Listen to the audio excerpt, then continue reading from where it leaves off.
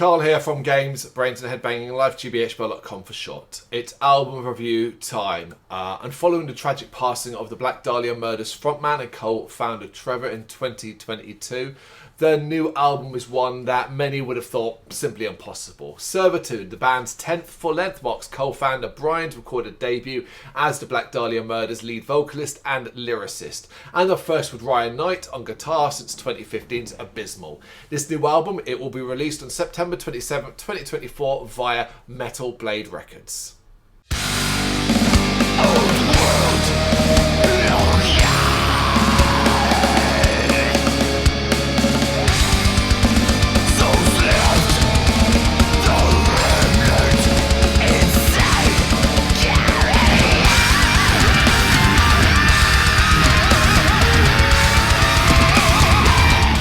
Gone but never forgotten. Trevor's impact on the scene with the Black Dahlia murder and so much more can never be understated, to such a degree that it's impossible, was at least impossible, to envision this band carrying on, let alone doing it in the way they have done.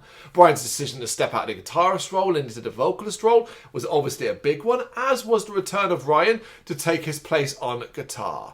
The Black Dahlia murder was reborn to some degree, but also during a time of grief and soul searching, which understandably has some within the fan base sceptical about the future. I mean, realistically, asking the question, could the Black Dahlia murder carry on and be an important part of the metal scene going forward? Should they carry on? Big questions, and questions that are emphatically answered on this brand new album. One that looks to answer the skeptics by staying true to what all have come to expect from the Black Dahlia murder. This isn't a forward-thinking record, but I do think there'll be time for that in the future. And there's nothing particularly challenging here. But it is a riotous showcase of how this band always manages to make the melodic metal sound like necessary listening. Which is exactly what we get with the frenetic and ferocious start that is Evening Imperial. A thrashy vein runs through this, blending with crunchier death metal harmony nicely. However, while this is a solid start, it is the following Panic Hysteric and Aftermath that really excite the senses.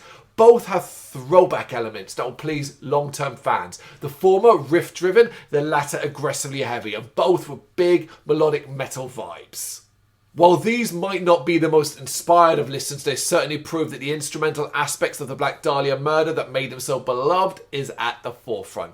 Whereas Bryan throws so much passion into his growls, shouts and screams, doing a very admirable job of filling shoes that, let's be honest, are way too big. One particular highlight of his vocals is Cursed Creator, where his voice, scathing as hell, works alongside an addictive heavy rhythm incredibly well. Following an intermission, 29 seconds of guitar melody, a little pointless, it's back to melodeath basics with the ferocious intensity of a certain Dominion and a manic title track. The Black Dahlia murder making sure there is no doubt in anyone's mind that this album is still wholly focused on being fast, ruthlessly heavy and with grand melodic stances.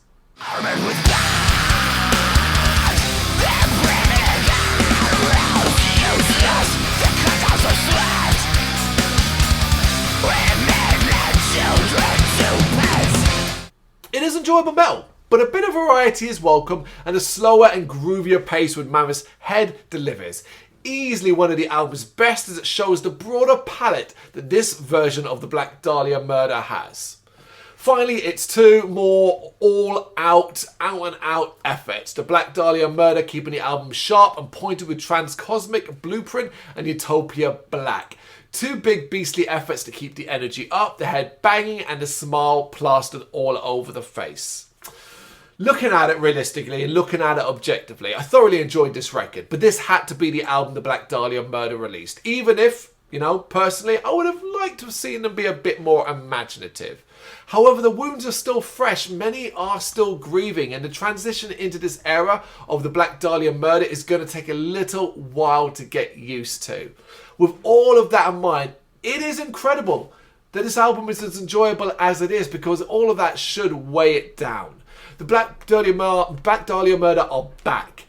And what this record lacks in boldness, it makes up for with beloved melodeath familiarity. I did really, really enjoy it. It's not replacing the past. It's just finding a way that's comfortable for everyone to move on And of all people who should be comfortable with that, it should be the people within the actual band.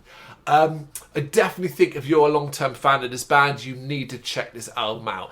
If you've never really been a fan, you're not really going to hear anything here that's going to win you over, regardless of the change in vocals, because it's still on the aggressive death side of things. But long-term fans, you're going to be the most comfortable here. It is Servitude. It is out September 27, 2024 via Metal Blade Records.